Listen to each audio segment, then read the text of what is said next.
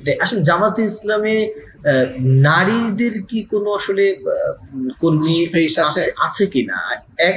আর এর সাথে একটু যোগ করি, সেটা হচ্ছে বাংলাদেশে কম সংখ্যায় হলেও ভিন্ন ধর্মাবলম্বী ভোটাররা রয়েছে বা একটা জনগোষ্ঠী রয়েছে।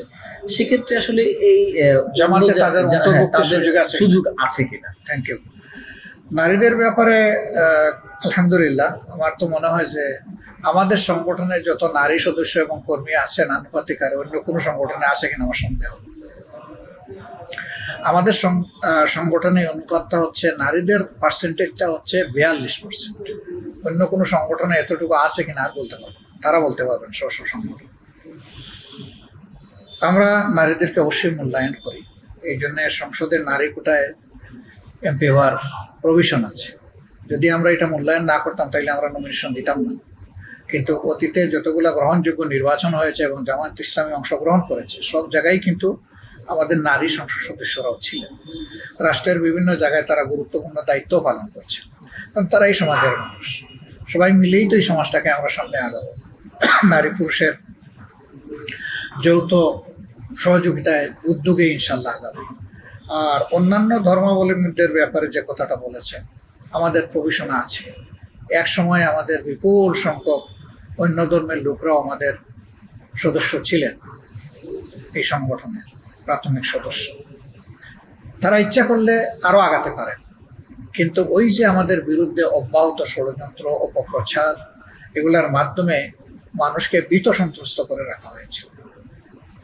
এবার আমরা বিভিন্ন জায়গায় যাচ্ছি, আমি মনে করি না এমন কোনো পরিবেশ আছে যে আমাদেরকে খুশি করার জন্য লোক কথাগুলো বলবে। অনেকেই স্বতঃস্ফূর্তভাবে বলছে যে আমরা আপনাদের সাথেই কাজ করব, কারণ আমরা আপনাদের কাছে নিরাপত্তা পেয়েছি, যেটা অনেকের কাছে পাই। আমরা কিন্তু তাদেরকে আমাদের সাথে পাশে টানার জন্য এই কাজটা করি। আমরা আমাদের বিবেক এবং নারীদেরকে রানীর মর্যাদায় প্রতিষ্ঠিত করি। ইনশাআল্লাহ আমাদের আদর্শ,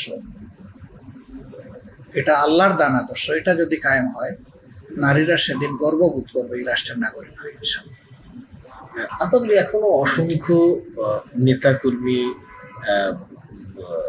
গুম হয়েছেন, সেটা আপনি বলেছেন। এখনো অনেক নেতাকর্মী বিভিন্ন মামলায় কারাগারে আছেন, যারা হয়তো বা বাড়ি ছাড়া ছিলেন বা যাযাবর জীবনযাপন করছে। তারা হয়তো বা এই সরকার পতনের পরে ফিরে এসেছেন, কিন্তু যারা কারাগারে রয়েছেন, যারা বিভিন্ন মামলায় রয়েছেন, তাদের মুক্তির ব্যাপারে কোনো পদক্ষেপ নিচ্ছেন কিনা? হ্যাঁ, এরকম এখন সংখ্যাটা আগের চেয়ে কমে এসেছে, কারণ এই সরকারের পরিবর্তনের দিন থেকেই বিপুল সংখ্যক নির্যাতিত নেতাকর্মী সকল দলের সাথে আমাদের দলেরও তারা মুক্তি পেয়েছে। এই সংখ্যাটা এখন খুব বেশি না, কিন্তু সেটাও একজনও যদি হয় এবং যদি তাকে রাজনৈতিক উদ্দেশ্য প্রণোদিত হয়ে তাড়িত হয়ে যদি তাকে রাখা হয়, তার মুক্তির জন্য আমরা চেষ্টা করছি এবং আশা করি তারা মুক্ত হয়ে যাবে ইনশাআল্লাহ। দেশবাসীর উদ্দেশ্যে আসলে জামায়াত ইসলামের আপনি প্রধান ব্যক্তি হিসাবে, জামায়াত ইসলামের আমির হিসাবে আপনার বক্তব্য কি? আমি আপনাদের মাধ্যমে প্রিয় দেশবাসীকে বলতে চাই যে দেশটা আমাদের সবার।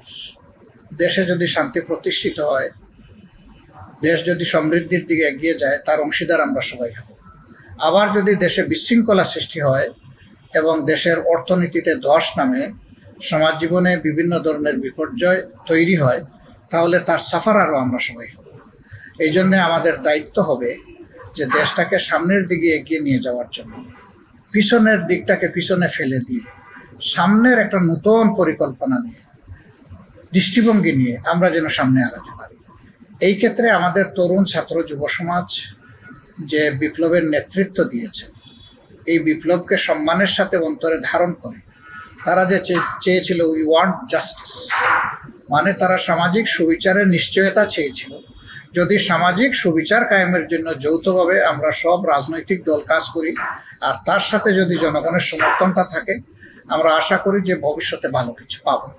আর এখন আমাদের অনুরোধ হবে যে এই যে স্বস্তি যারা এনে দিল, তারা কিন্তু তাদের চড়া মূল্য দিয়ে আমাদেরকে এনে দিয়েছে। হাজারের ঊর্ধ্বে মানুষ শহীদ হয়ে গেছে, পরিবারগুলো হয়তো বিধ্বস্ত হয়ে গেছে। সেই পরিবারের পাশে সর্বস্তরের মানুষের গিয়ে দাঁড়ানো উচিত, তাদেরকে সহযোগিতা করা, সাহস দেওয়া।